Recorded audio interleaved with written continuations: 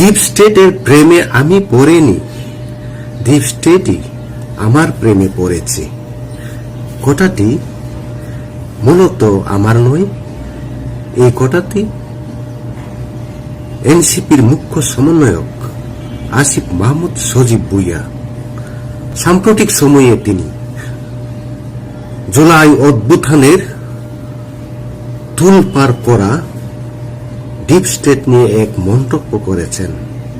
অর্থাৎ ক্ষমতায় না আসতে পেরে হতাশায় নিজেদের দায় মুক্তি এড়ানোর জন্য বা নিজের দোষ সাময়িকভাবে হালকা করানোর জন্যই এই সিদ্ধান্তটি তিনি চমকে দিয়েছেন।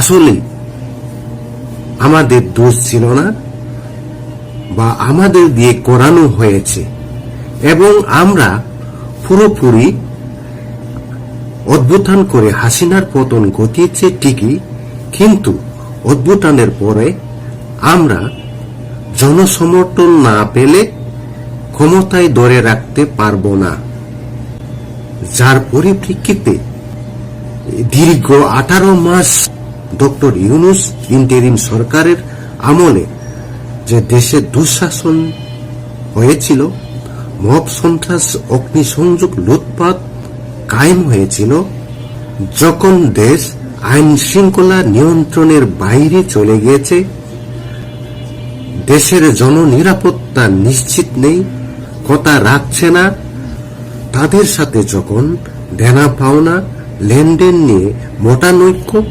তখনই এই বিস্ফোরক মন্তব্য এসেছে আসিফ মাহমুদ সজীব ভুঁইয়ার মাধ্যমে। এমতাবস্থায় নির্বাচনে ক্ষমতায় যদি আমরা আসতে না পারি, জনসমর্থন হারিয়ে ফেলি, তাহলে আমাদের সম্মুখে বিপদ খুবই অতি সন্নিকট, যার ফলে সমন্বয়কদের সাথে মাস্টার প্ল্যানিং এর মধ্যে যারা অন্যতম ছিলেন আসিফ মাহমুদ সজীব ভুঁইয়া, মাহফুজ আলম এবং নাহিদ ইসলাম, তারা তিনজনই কিন্তু এই বৈষম্য ছাত্র আন্দোলনের সমন্বয়ক হিসাবে ইন্টারিম সরকারের অধীনে উপদেষ্টা হিসাবে শপথ গ্রহণ করেছিলেন। তারা নির্বাচনের পূর্বে যদিও পদত্যাগ করা হয়, যদিও তারা নির্বাচনে, নাহিদ ইসলাম শুধু নির্বাচনে প্রতিদ্বন্দ্বিতা করেছিল, যদিও তিনি নির্বাচিত হন নাই, এটাকেও মেটিকুলাস ডিজাইনের মাধ্যমে তাকে নির্বাচিত করা হয়েছে। মূল কথায় আসি, এখন